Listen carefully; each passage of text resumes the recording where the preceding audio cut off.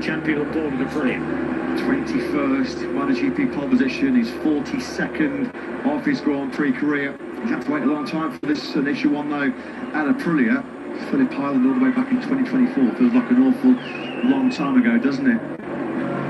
19 then comes to the front of the grid. He feels like, in terms of the race pace over the longer distance tomorrow, 26 laps, the Tissot Grand Prix of the Netherlands, his teammate Besecchi just does have the edge, just of that slight upper hand. Some performance today by the 28-year-old Spaniard, because he had a real heavy crash himself yesterday, losing the front at 230 kilometres an hour as he powered the RSGP through turn 12. No significant damage done to Jorge, unfortunately. He's been super fast this week in Nasser, but that crash yesterday does mean he remains the most prolific faller of the top Ducati in the championship. Back of the second and sixth place starts have not really been his strength so far in 2026 with a whole shot device. I wonder what Fabio and the crew think about starting this sprint minus the whole shot device. Let's get some thoughts from the boss, Pablo Nieto with Jack. Yeah, great to be joined by Pablo on a weekend so far dominated by the Aprilias, with the Ducatis just behind. It's 4 Aprilias, then 3 Ducatis. Pablo, can you stop the Aprilias today? It feels like a big ask. We have to try, no? But it's true that we can see that the performance of the bikes here with the Aprilia is a little bit better than us, but you never know what happens during the race. So we have to try to make a very good start, try to stop them, and then we will see what happens. You mentioned the start, no front devices for the very first time. Is that going to change anything? Is that going to change tactically how Fabio approaches the first corner? For us could be a better solution, no? Because we said on the past that it wasn't one of the best points that he has.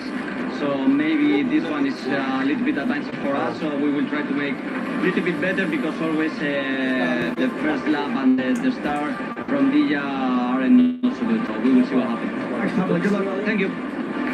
Thanks very much, Jack. Thanks to Pablo Nieto. As you can see then, the graphic, old bar Cal Crutchlow, we're missing his transformation. Every single rider starting the sprint, medium front, soft rear tyre. No great surprise to see that, Lewis. The tyres don't really fall off much, certainly the rear tyres don't fall off much in terms of a front tyre limited circuit, this TT circuit. As we saw through practice, riders were continuing to set personal best lap times longer and longer into a run. So tyre wear shouldn't be an issue, perhaps the tyre temperature might be, given once again it is scorching hot here in Assen. The air temperature last time we saw it was 34 degrees. The track temperature will be around the 50 mark. 13 laps of the sprint coming up ahead of us, and a Yamaha lines up at the back of row 3 after more qualifying heroics earlier on for Fabio Quartararo. What do you do for there? Paolo Pavecchio for Jack?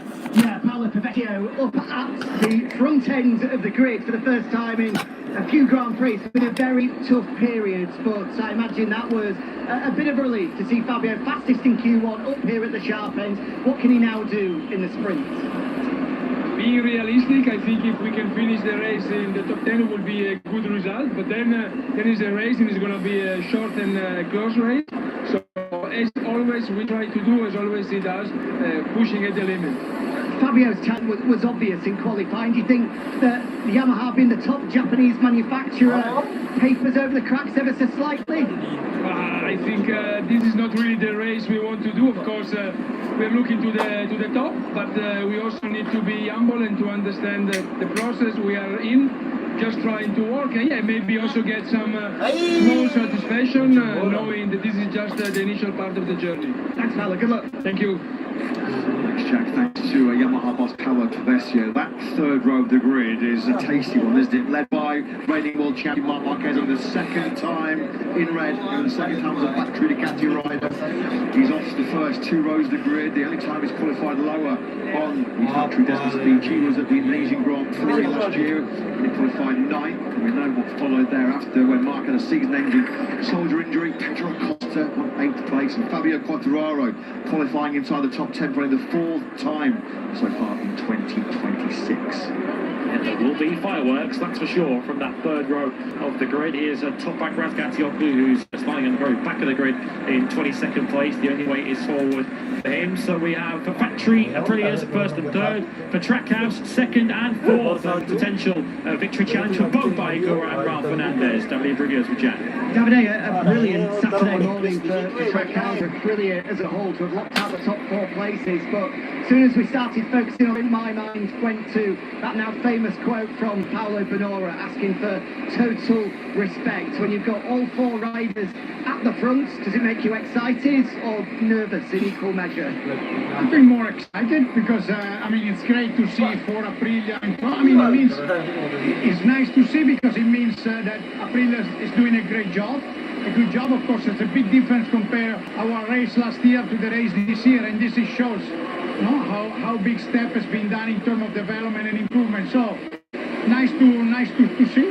And the race, I mean, it's the race. Whatever you have a Aprilia guy or Ducati guy or whatever, it's you try to do your best. So of course, you always hope that nothing happens. I mean, they all know, they all respect each other. But it's not that you respect only Aprilia rider. You have to respect everybody, and that's his normal behavior that every rider has to have. So now it's a 4 Aprilia, of course. Somehow, if something happens, it's a more glamour.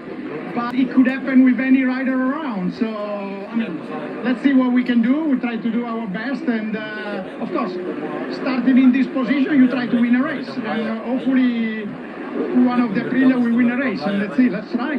I just in front of us here had a brilliant weekend in Brno last time out. How much do you think that experience is going to help him here? Yeah, of course, every time you learn something. And of course, the Brno race, the sprint and the main race on Sunday, I think taught him something. Like maybe in terms of race strategy. I mean, the speed is not in discussion, but how you approach the race, maybe when you have to attack, when you have to wait, and this is a learning process. And for sure, I believe he will use that experience and see if it will be useful. Thanks, Davide. Good luck. Thank you. Thanks, Jack. Thanks to Trackhouse and Aprilia boss Davide Brugger. The last and only time 3 Aprilia riders locked out the front row of the grid in history. Ralph Fernandez won the sprint in some stunning fashion at the Italian Grand Prix in Mugello. Hiburan now the only remaining Aprilia rider that's not yet been the collector of a gold medal on a sprint Saturday. Nobody has more sprint medals than Jorge Martin. 18 golds, 34 in total.